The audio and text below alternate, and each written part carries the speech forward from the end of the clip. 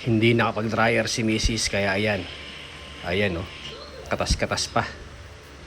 Isang mapagpalang araw mga kabayan. Ayan. Naglabaho si Commander at hindi niya ho nagamit itong spin dryer natin dahil hindi nga raw po gumagana. At nung tayo po nag-check, no? Salamat sa mga tutorial sa YouTube dahil kahit pa paano may guide tayo kung paano po natin i-check itong mga appliances natin na mga hindi gumagana. So sa unang video na na-check ko, ito po, yan, ito pala yung pinaka brake ng motor natin. Kapag itinataas natin yung ating yung takip ng dryer, ito pala yan, no? Kasama po niyan ito pong syempre itong ating AC, ito yung kuryente, no? So na-check natin to, okay naman. So gumagana naman siya, wala siyang problema. So ang pangalawang napanood ko itong kuryente na to, pinapaakyat na connected din dito sa ating yan, dito yan sa ating timer of course, at itong ating itong on and off nya, yan.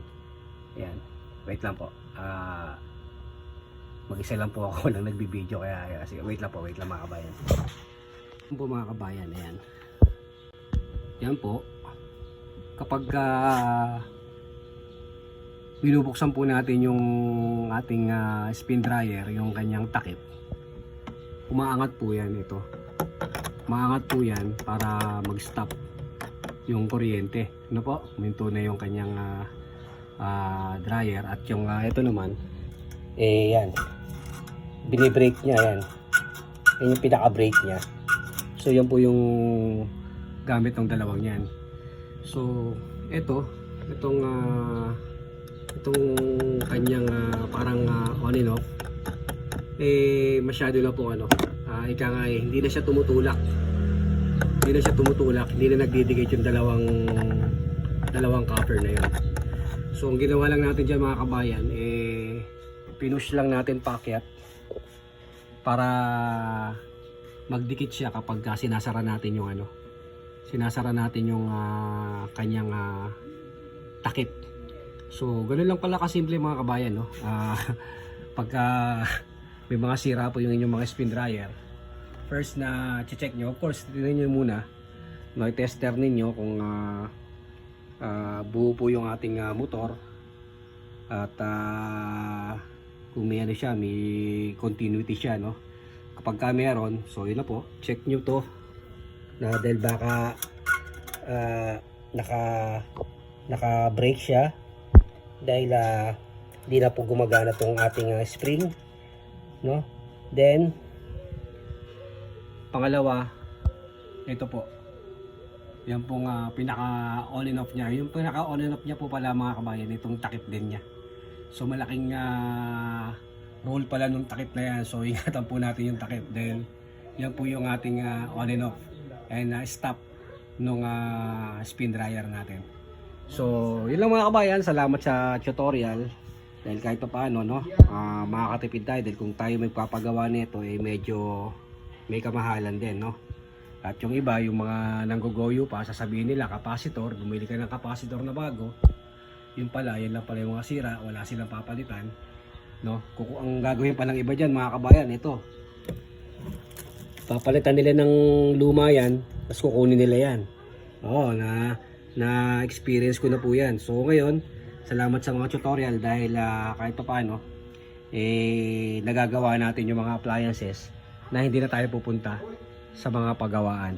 So yun, thank you. Sana may matutunan kayo. Ayan po, check nyo po itong brake. Ayan, tumutulak po yan kapag binubuksan po natin yung ating pintuan takip, no? Check nyo po yan kung gumagana pa.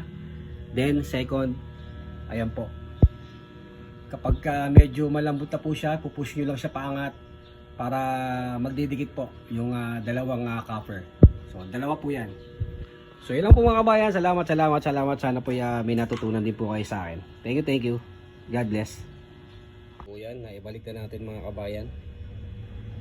naibalik na natin yung medyo hindi lang maganda yung ating pagkakalapat nito, pero okay na yan.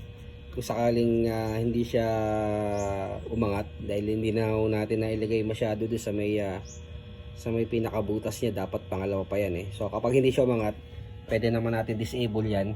So talyada lang natin, no, naka permanent na siyang nakaangat. So yan, check natin mga kabayan kung gagana. Buksan muna natin to. So yan po yung ating spin dryer. So tingnan natin kung gagana.